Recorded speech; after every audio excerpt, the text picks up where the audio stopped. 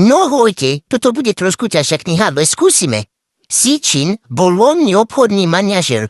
On pracoval v kancelárii, viete, robil papiere a tak. A vo voľnom čase sa on naučil čítať sumerské kríňové písmo. Sám, bez profesora, bez univerzity, len zo starých knížek, no.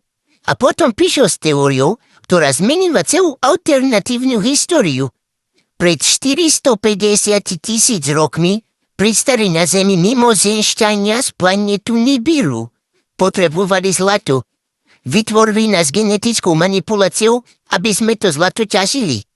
A všetci naši bohovia, egyptskí, sumerskí, babylonskí, biblickí, boli títo mimozemšťania. A Biblia? No sumerské zápisky o ich vládnutí. A keď som sa ja dočítal prvú kapitolu, nemohol som sa rozhodnúť, či to chcem zať vážne, alebo no, som sa zasmial, no. A potom som si ja uvedomil, že oboje súčasný je možno správna odpoveď.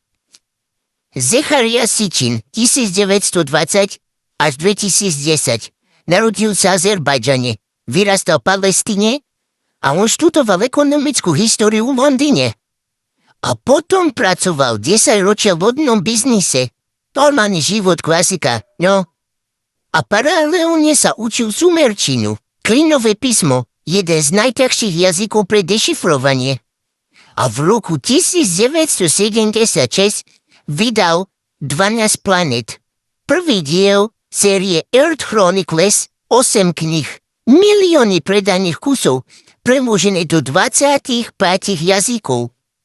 Tak som sa pozrel do misky a pomyslel som si, vodný manažer, kríňové písmo, mimozemšťania. To je kombinácia, ktorú by som neočakával.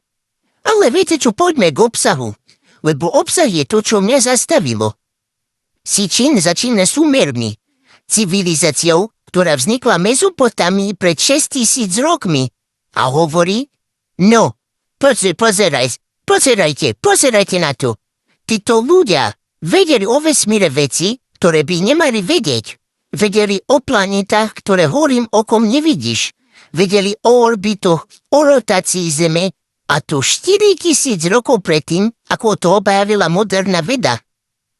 Kde to vzali? No, povedzme si. Sitchinová odpoveď je jednoduchá, že niekto im to povedal. A ten niekto, Anunnaki, prišiel z planéty Nibiru. Planéta s orbitom 3600 rokov. Každých 3600 rokov sa priblíži k Zemi. A Anunnaki zostúpi.